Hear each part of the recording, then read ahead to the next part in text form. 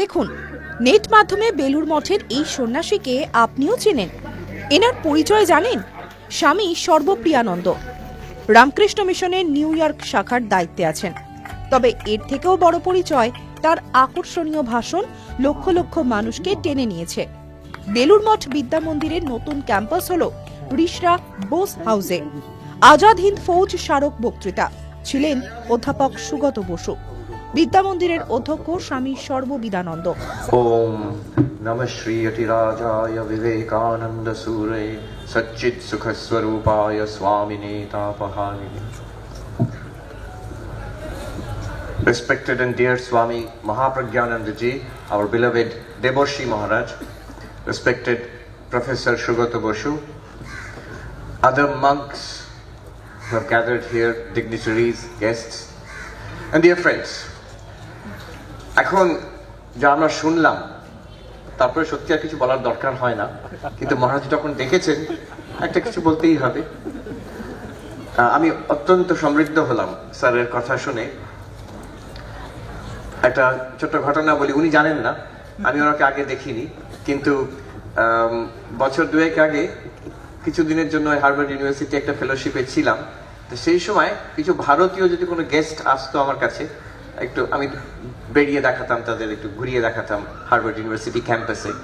আর যারা famous Indian academics তাদের office আমি দেখিয়ে দিতাম, এই দেখুন অমর্ত্য সেনের অফিস, এই হচ্ছে সুগত বসুর অফিস, বাইরের থেকে দেখিয়ে দিতাম। স্যার দেখেননি আমাকে। Before I forget, you mentioned Singapore. তো ওদের খুব বিখ্যাত যিনি প্রাইম মিনিস্টার ছিলেন, লি কুয়ান ইউ, বোধহয় LKY বলতো। সিঙ্গাপুর আজকে যা দাঁড়িয়েছে একটি মানুষের জন্য, ওদের ওরা বলে LKY, লি কুয়ান ইউ।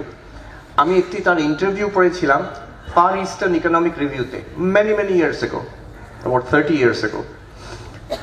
তো সেখানে তিনি বলছেন যে একজন ইন্ডিয়ান ইন্টারভিউ করেছিল তাকে, যে what do you think of our leaders?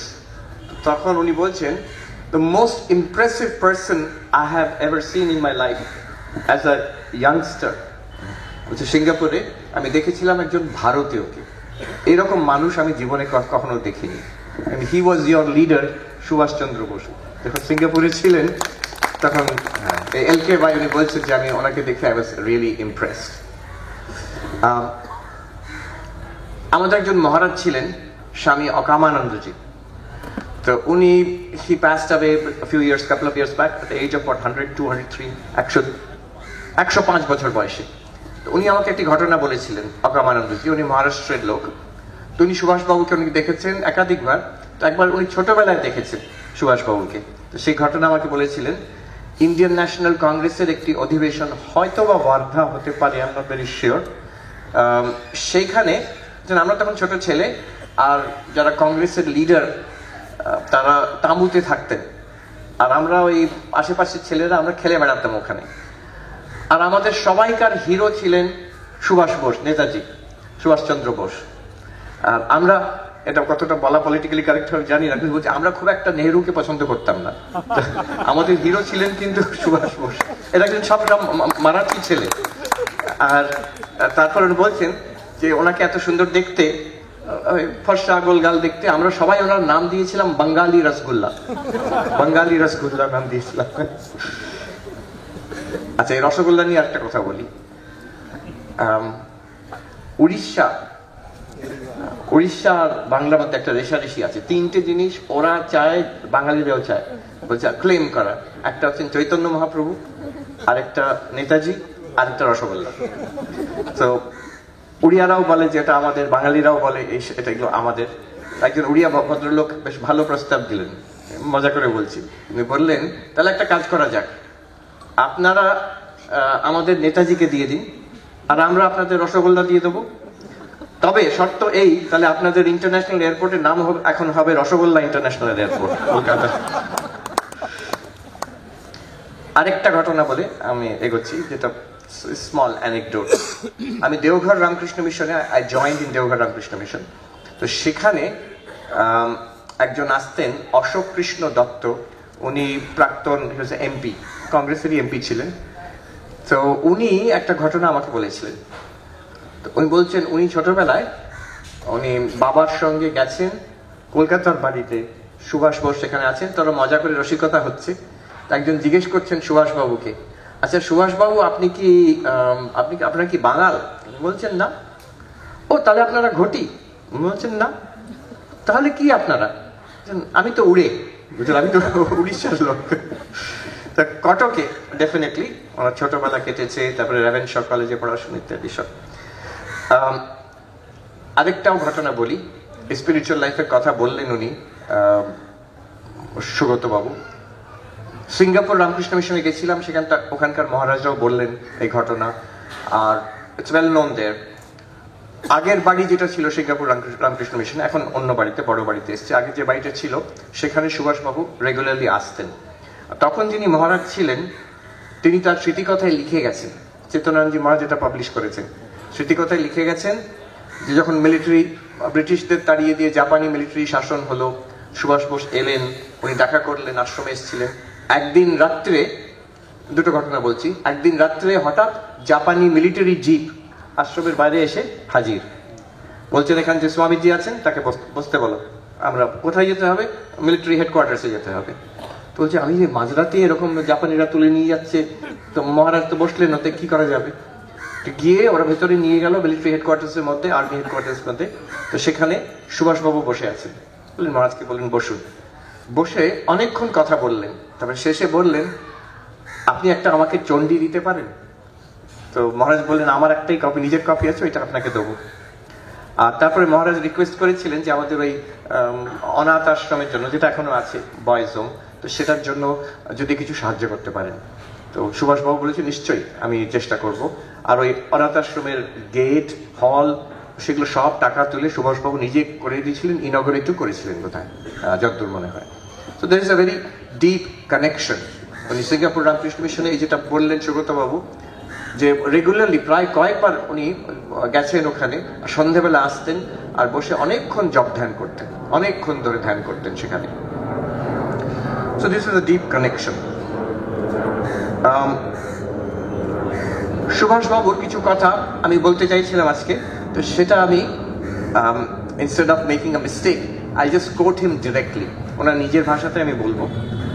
Unity of India, very interesting insight.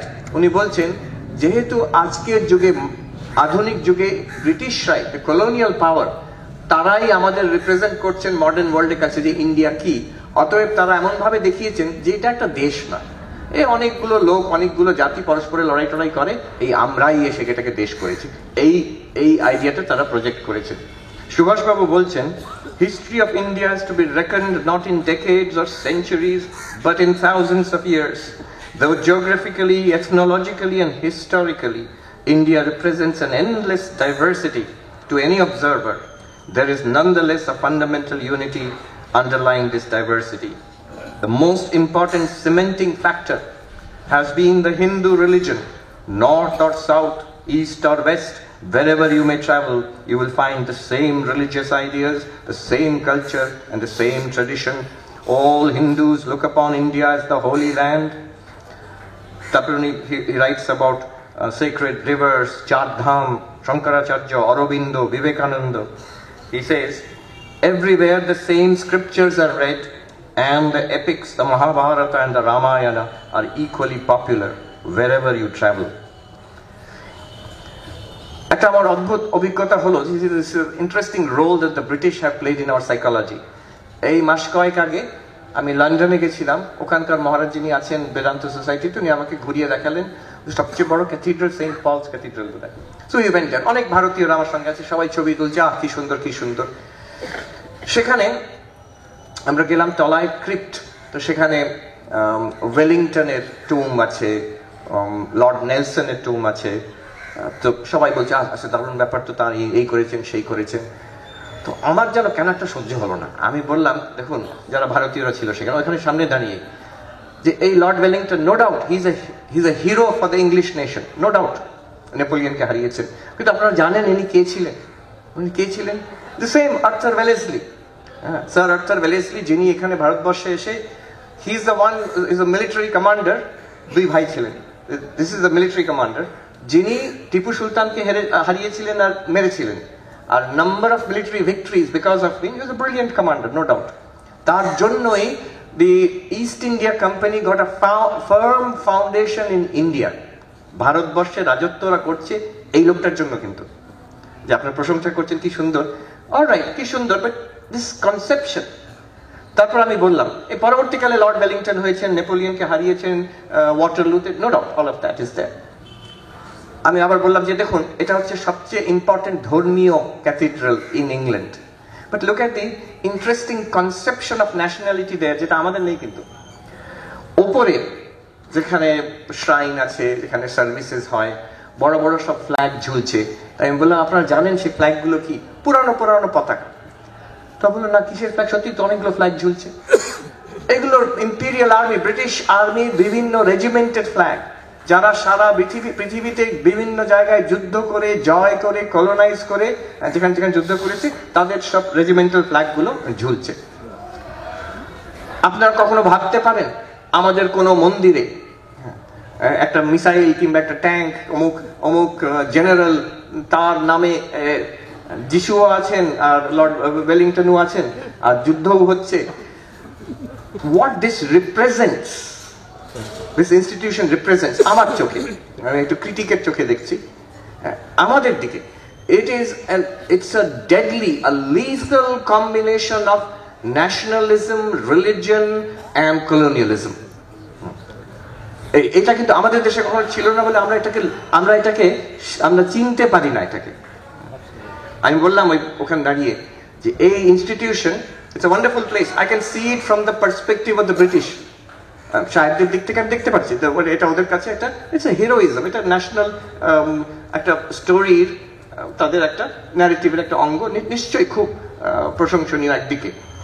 কিন্তু আমাদের জন্য, তোমার জন্য, তুমি ভারতীয়, আমি ভারতীয়, আমার জন্য দিস ইজ আ ফাইনলি হোন ড্যাগার, একটা ছোরা, যার মধ্যে ন্যাশনালিজম, রিলিজিয়ন এন্ড মিলিটারিস্টিক কলোনিয়ালিজম একসঙ্গে তিনটে লেয়ার বসিয়ে তোমার গলার দিকে পয়েন্ট করা আছে। ইট ইজ ট্রু, এটা কথাটা খারাপ, but it's true.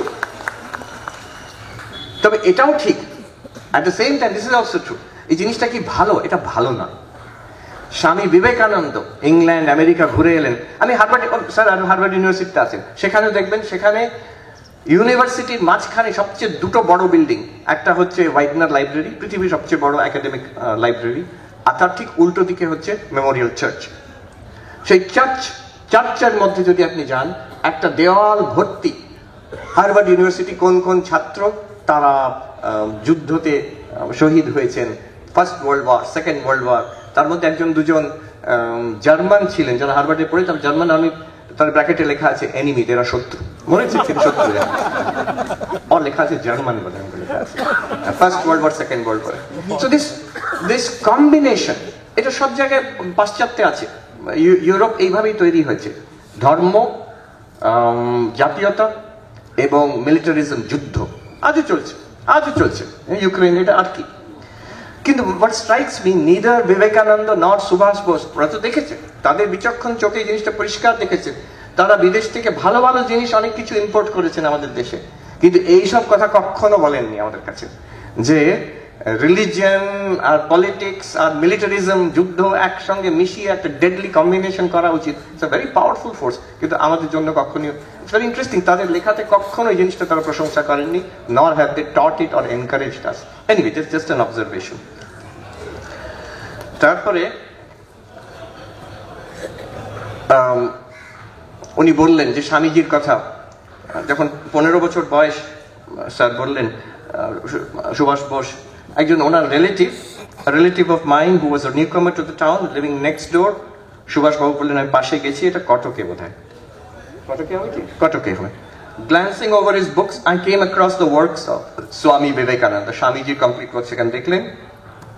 I'd hardly turned over a few pages when I realized that here was something that I had been longing for. I borrowed the books from him, brought them home and devoured them. I was thrilled to the marrow of my bones. My headmaster, তাকে ওনার headmaster খুব উদ্বুদ্ধ করেছিলেন, কিন্তু জীবনের একটা কোনো উদ্দেশ্য দেননি। Had not given me an impetus in life. He had not given me an ideal to which I could give my whole being. That Vivekananda gave me, জীবনে একটা আদর্শ। For days, weeks, months I poured over his works. Swamiji complete works পড়ে যাচ্ছেন। 17 বছর বয়সে তার বাবা বিরক্ত হয়ে তাকে চিঠি লিখেছেন, জানকীনাথ বাবু, যে তুমি কি চাও, তোমার মানে চিন্তা ভাবনা কি, হোয়াট আর ইউর আইডিয়া, তোমার ফিলোসফি, দর্শন কি? আর ওনার এক কথায় জবাব হচ্ছে 1914 সুভাষ বসু লিখছেন বাবাকে, জানকীনাথ বাবুকে, I said that Vivekananda's ideal was my ideal. স্বামীজির আদর্শ আমার আদর্শ। আচ্ছা, স্পিরিচুয়ালিটি, এই যে হাউ সুভাষের স্পিরিচুয়ালিটি ইভলভড, এটা আমি ফিউ অবজারভেশনস, এটা আজকে আমার বক্তব্য, and what we can take away from it. একটা কথা আমি পড়েছিলাম, এখন সুব্রতবাবু আছেন, we can find out how reliable it is. Sharatchandra Chakraborty স্বামীজির শিষ্য, তিনি তো স্বামী শিষ্য সংবাদ লিখেছেন ইত্যাদি। তিনি ইন্ডিয়ান পোস্টাল সার্ভিসে চাকরি করতেন। তো যেখানে উনি যেতেন, স্বামীজির মহাসমাধির পর উনি বিভিন্ন জায়গায় ট্রান্সফারে গেছেন, যেখানে যেতেন একটা বিবেকানন্দ পাঠচক্র করতেন। আর তার ডেসক্রিপশনও খুব অ্যামেজিং। শরৎচন্দ্রবাবু তিনি সেই পাইচারি করে করে স্বামীজির কথা বলতেন। আমি দীর্ঘকাল, অন্তত কিছুকাল স্বামীজিকে কাছ থেকে দেখেছেন, খুব কাছ থেকে। অতএব ভেরি ইন্সপায়ারিং ওয়ে স্বামীজির লেখা পড়া হতো, আর এই শরৎচন্দ্র পাইচারি করে করে বলতেন স্বামীজির কথা। এখন কটকে ছিলেন উনি, কটকে ঠিক ওই রকম বিবেকানন্দ পাঠচক্র করেন। আর সেখানে লেখা আছে যে বিখ্যাত ব্যারিস্টার জানকীনাথ বাবু আসতেন, জানকীনাথ বসু আসতেন, তার সন্তান পসিবলি শরৎ কিংবা সুভাষ কি দুজনেই এসে বসে থাকতেন। It's quite possible that long before এই 15, এই যে বলছেন 15 বছর বয়সে আমি কমপ্লিট ওয়ার্কস পড়লাম, খুব ছোটবেলায় হয়তো he might have been expose to Vivekananda. কিন্তু তারপরে হলো কি, উনি উদ্বুদ্ধ হয়ে আমি ভগবান লাভ করব, আমি সন্ন্যাসী হব, সর্বত্যাগ করব বলে উনি বাড়ির থেকে পালিয়ে গেলেন। পালিয়ে গিয়ে যা আমাদের শোনা যায়, উনি কাশিতে গেছিলেন। স্বামী ব্রহ্মানন্দ তখন ঠাকুরের শিষ্য ছিলেন। উনি সুভাষকে বাড়ি পাঠিয়ে দিলেন যে তোমার এটা তোমার পথ নয়। and he came back. Now this question is this, উনি যে পথে হাঁটলেন, is that spirituality or not? উনি সন্ন্যাসী হওয়ার জন্য পালিয়ে গেছিলেন, সেটা স্পিরিচুয়ালিটি, সাধন ভজন করব, ভগবান লাভ করব, ঈশ্বর অনুভূতি হবে, দ্যাটস ওয়ান থিং। কিন্তু এর পরে যেটা করলেন ওনার শেষ মুহূর্ত অবধি, is this spiritual, what kind of spirituality is it, and what can we take away from it? তো চেঞ্জ কেন হলো? প্রথমে তিনি বলছেন দুঃখ, মানুষের দুঃখ, এক্স্যাক্টলি লাইক বিবেকানন্দ। প্রেসিডেন্সি কলেজে যখন পড়ছেন, বলছেন একটি বৃদ্ধা বাড়ির বাইরে বসে আছে, গরিব, তাকে দেখে সুভাষবাবু লিখছেন, I appear to be so well off and comfortable. আমরা এত সমৃদ্ধ পরিবারের ছেলে, I used to feel like a criminal. I used to feel like a criminal. তার দোষ কি? বড় বাড়ির ছেলে, কিন্তু এই যে সে ওই রকম ভাবে বসে আছে আর আমি এত সুখে স্বাচ্ছন্দ্যে আছি, I used to feel like a criminal. এই দেখুন, what was the value of yoga if so much misery was to continue in the world? এটা খুব সূক্ষ্ম প্রশ্ন। বেদান্ত, যোগ, আমাদের যত শাস্ত্র, বৌদ্ধ ধর্মে ন্যায় বৈশেষিক উদ্দেশ্য কি? হোয়াট ইজ দ্য গোল? দুঃখ নিবৃত্তি, আত্যন্তিক দুঃখ নিবৃত্তি, পরমানন্দ প্রাপ্তি, এটাই উদ্দেশ্য। কিন্তু সেই আত্যন্তিক দুঃখ নিবৃত্তি কি শুধু নিজের জন্য হবে? অন্যদের জন্য নয়। এবং আরো বেশি, সেই নিজের জন্য ইজ ইট পসিবল? অন্যরা যখন আশেপাশে এত দুঃখ আছে, পরাধীন দেশ, এত famine and mass poverty and illiteracy, Swamiji বলছেন যে do you feel that this land of the gods, সেখানে দেবভূমি, সেখানকার মানুষ they become next door neighbours to beast, তারা পশুতুল্য হয়ে গেছে, খেতে পায় না, অনাহার, তাদের শিক্ষা নেই, জীবনে কোনো আশা নেই, আলো নেই। এই যে দুঃখ, এটাকে আমি অগ্রাহ্য করে আমার নিজের দুঃখ নিবৃত্তি করব, প্রথম কথা এটা ঠিক কিনা, দ্বিতীয় কথা সম্ভব কিনা। ইফ আই রিয়েলাইজ আমি আনন্দ উপলব্ধি করব, কিন্তু অন্যরা সবাই দুঃখে আছে, আমার ঠিক আনন্দ উপলব্ধি হবে? Is it possible? এই যে a private spirituality is not very spiritual at the end of the day. This idea, the private spirituality is not very spiritual at the end of the day. আরেকবার উনি বলছেন, উনি রুগীদের সেবা করতে গেছেন, A week's এক সপ্তাহের মধ্যে আমার চোখ খুলে গেল. A week's experience opened a new world before my eyes and unfolded a picture of real India, where poverty stalks over the land, men die like flies, and illiteracy is the prevailing order. Sister Nivedita যখন এসেছেন জাহাজে স্বামীজির সঙ্গে, ভারতের কথা এত শুনেছেন, এইরকম সুন্দর দৃশ্য দেখছেন, জাহাজ ভারতবর্ষের কাছে আসছেন, স্বামী হাউ পিসফুল, কি শান্ত, কি সৌম্য পরিবেশ। স্বামী বিবেকানন্দ সঙ্গে সঙ্গে বকলেন সিস্টার নিবেদিতাকে, no, this is the peace of the grave, এই শ্মশানের কবরস্থানের শান্তি। মানুষ খেতে পাচ্ছে না এখানে, পরাধীন, অন্য শক্তির পদতলে দলিত, শিক্ষিত নয়, তারা সুপারস্টিশিয়াস, স্টারভিং, ইলিটারেট। এই শান্তি প্রকৃত শান্তি নয়, এই শ্মশানের শান্তি, তমগুণের শান্তি। সুভাষবাবু এইটাই দেখলেন। তারপরে আরেক জায়গায় বলছি, তো কি করে নিজেকে ডেভেলপ করবেন? He was clear, in practical life I was going to emulate Ramakrishna and Vivekananda as far as possible. The intellectual doubt which assailed me needed satisfaction. That satisfaction would not have been possible without some rational philosophy. একটা জীবনের দর্শন দরকার। Young people, এখানে অনেকে আছে young, they're idealistic, there is energy and idealism, কিন্তু একটা দর্শন দরকার যে আমার জীবন, আমি কে, এই জগৎটা কি, আর একটা আলটিমেট রিয়ালিটি কিছু আছে কিনা, and what is my role, আমি যদি আধ্যাত্মিক হতে চাই কিভাবে হব। এই জন্য এসে বলছেন স্বামী বিবেকানন্দকে যে আমি কিন্তু ঘর বন্ধ করে অনেকক্ষণ, দরজা জানলা বন্ধ করে অনেকক্ষণ ধ্যান করি, কিন্তু কোনো শান্তি পাই না। স্বামীজি তাকে বললেন যে তুমি দরজা জানলা খুলে দাও, এই দেখো বাইরে কে রোগী, কে অশিক্ষিত, কে গরিব আছে, তাদের গিয়ে সেবা করো, নাহলে তখন তুমি শান্তি পাবে। This is a very interesting thing. আমি অন্যদের কাট অফ করে শান্তি পাওয়ার চেষ্টা করছি, হচ্ছে না। শরৎবাবুকে তিনি লিখছেন 1913, ছোটবেলায়, What was India and what is she now? What a terrible change, but there is hope yet. The angel of hope, আপনি বলছেন যেটা উনি বললেন, angel of hope has appeared in our midst to put fire in our soul and to shake off our dull sloth. It is the saintly Vivekananda.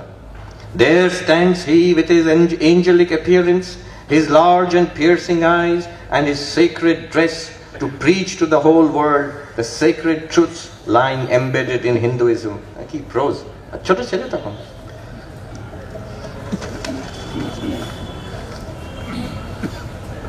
I cannot write about Vivekananda, I cannot write about Vivekananda without going into raptures. Few indeed could comprehend him or fathom him. Even amongst those who had the privilege of becoming intimate with him, even among those few could comprehend him. His personality was rich, profound and complex. এই প্রত্যেকটা কথা কিন্তু সুভাষ বাবুর উপরও খাটে। Right, he was somehow amazingly একটা স্বামীজির অবতারের মতন একটা। His personality was rich, profound and complex, and it was this personality, as distinct from his teachings and writings, which accounts for the wonderful influence he has exerted on his countrymen and particularly on Bengalis. This is the type of manhood which appeals to the Bengali as probably none other. Reckless in his sacrifice, প্রত্যেকটা মিলিয়ে দেখুন, স্বামীজির কথা বলছেন কিন্তু নিজের জীবনের কথা এটা। Reckless in his sacrifice, unceasing in his activity, boundless in his love, profound and versatile in his wisdom, exuberant in his emotions, merciless in his attacks, but yet as simple as a child. He was a rare personality in this world of ours, and so was Subhash Babu. So was Subhash Babu, no doubt. I don't know বিখ্যাত কথা, if he had been alive, I would have been at his feet. যদি স্বামী বিবেকানন্দ থাকতেন, আমি তার পায়ে পড়ে থাকতাম। How shall I express in words my indebtedness to Sri Ramakrishna and Swami Vivekananda? It is under their sacred influence that my life got first awakened. Like Nivedita, I also regard Ramakrishna and Vivekananda as two aspects of one indivisible personality. If Swamiji had been alive today, he would have been my guru. That is to say, I would have accepted him as my master. স্বামীজিও সঙ্গে সঙ্গে চিনতে পারতেন যে এইরকম ছেলে, উনি বলছেন যে কেমন মানুষ চাই পৃথিবীকে জাগিয়ে তুলতে, Exactly what he meant was some person like Subhash Babu. আরেক জায়গায় উনি বলছেন, this unity, it was not narrow and sectarian. আজকাল তো শব্দ উঠেছে cosmopolitanism. So cosmopolitanism হচ্ছে তুই পৃথিবীর নাগরিক, you are not limited by your culture, religion, place of birth. You are a dweller in a cosmopolis. Kolkata যেমন cosmopolis. So you are part of multiple cultures. আলাদা আলাদা নয়, we mix in these cultures. And cosmopolitanism আজকের ভাষায় দুরকম হতে পারে, একটা রুটলেস, একটা রুটেড হতে পারে। রুটলেস একটা হতে পারে, বলবো কিনা ভাবছি, একটু বলেই দিই। এক জায়গায় একটা বক্তৃতায় পণ্ডিত নেহরু বসে আছেন আর সুভাষবাবু বসে আছেন। সুভাষবাবু উঠে বললেন, উনি ভারতবর্ষের বিষয়, এটা হচ্ছে at the early stages of the Indian National Congress's struggles, ভারতবর্ষের বিষয় বললেন, আমাদের ঐতিহ্যের বিষয় বললেন, এসব বলে তারপরে পণ্ডিত নেহরু উঠে বললেন যে সুভাষবাবু যে কথাগুলো বললেন খুব ভালো কথা, উনি ওগুলোতে বিশ্বাস করেন, আমি করি না। I feel that just like any other, Bharat আমাদের দেশ, just like any other country, Bharat একটা দেশ, এখন পরাধীন কলোনিয়াল ব্রিটিশদের আন্ডার আছে, we need independence from the British. এই যে স্পেশাল ক্যারেক্টার অফ ইন্ডিয়া, ভারতের ঐতিহ্য, ভারতের মহানতা, so both are cosmopolitan, but if at the risk of being too oversimplistic, আমি বলবো একরকম cosmopolitanism rootless, আমি সবকিছু গ্রহণ করি কিন্তু যেন ফ্লোটিং, কোথাও আমার পা নেই। আরেকটা হচ্ছে রুটেড, যেটা বিবেকানন্দ ছিলেন, নেতাজি সুভাষ বোস ছিলেন, fully established. He was a Bengali and Odia also, I will grant that. He was an Indian. স্বামী বিবেকানন্দের কথা একজন বলছেন যে he was the unconscious father of Indian nationalism. ও স্বামীজি অব্দি যারা early stages of Indian national struggle পলিটিক্সে নিজেদের তারা মহারাষ্ট্রিয়ান, বাঙালি, তামিল এরকম ভাবতো। স্বামীজি কনসিস্টেন্টলি নিজেকে ইন্ডিয়ান বলতেন। আর দেখা যাচ্ছে within one generation of Vivekananda, everybody started saying we are Indian, আমরা ভারতীয়। এটা সুভাষবাবুর মধ্যে খুব ছিল, this rooted nationalism, nationalism তো বটে, rooted cosmopolitanism, but open, কাউকে তিনি বাদ দিচ্ছেন না। শুধু ভারতবর্ষ কেন, ইউরোপ, ইংল্যান্ড, যার সঙ্গে তার লড়াই, অ্যাকচুয়ালি সামরিক যুদ্ধ তার সঙ্গে ইংল্যান্ডের, কিন্তু never did he have any hatred, কোনো তার বিদ্বেষ তার মনে ছিল না। তোমরা খারাপ কাজ করছো, তোমাদের আমরা তাড়াবো, দিস ইজ ক্লিয়ার, বাট আমার কোনো হেট্রেড নেই তোমাদের প্রতি।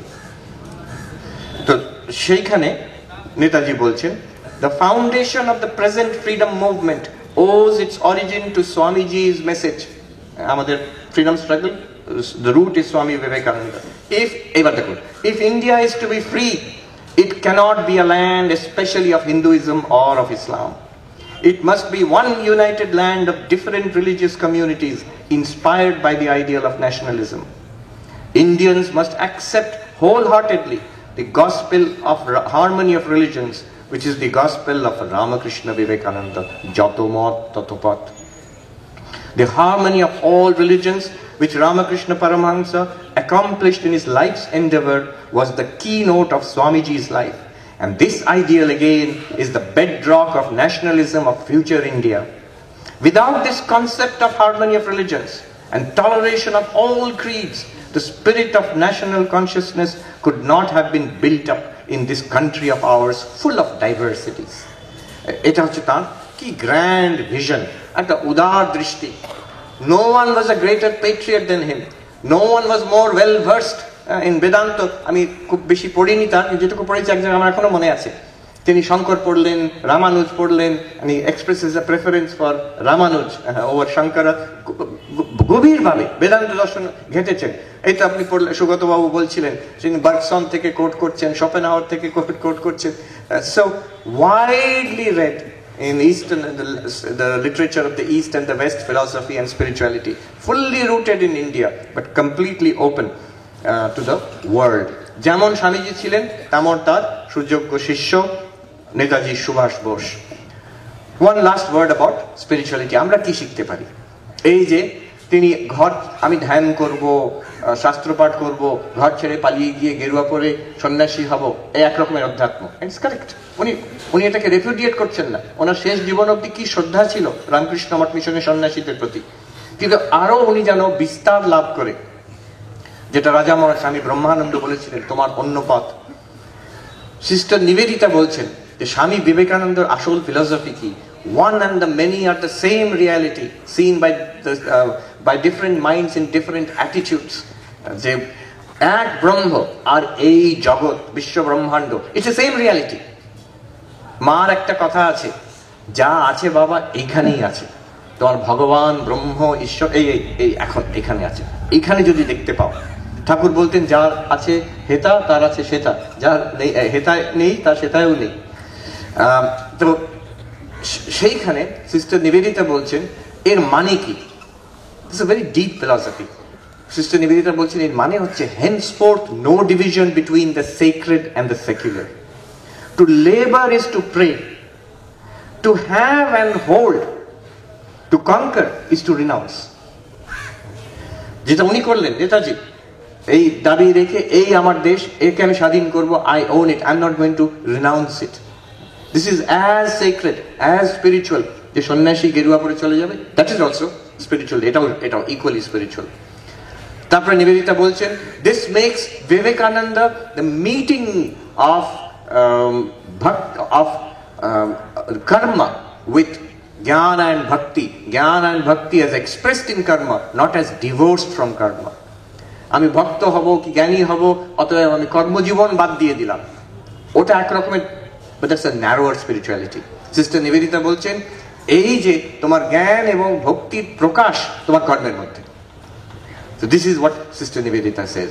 And এতে কি হবে, তারপরে উনি বলছেন যে that makes the school room, the shop floor, the farmyard as fit meeting places between man and God as the doors of a temple or the cell of a monk. মন্দিরে গিয়ে তুমি ঈশ্বরকে পাবে, no doubt, good, nobody denies it. But in the classroom, পড়াতে যাবে যখন, in your farmyard, চাষ করছে, দোকানে কেউ কাজ করছে, ব্যবসা করছে, in all those places, automatically হবে না, সে ভাব আনতে হবে, সে ভাব আনতে হবে যে এই তো এইখানেই প্রভু এত রকম ভাবে এসেছেন আমার সামনে, আমি তাদের সেবা এইভাবে করব। And sacrifice, of course, যেটা উনি বললেন, this was a keynote of Netaji Subhash Bose, তার জন্য I have to pay the price, আমার জীবন উৎসর্গ করব এই মহৎ কাজে।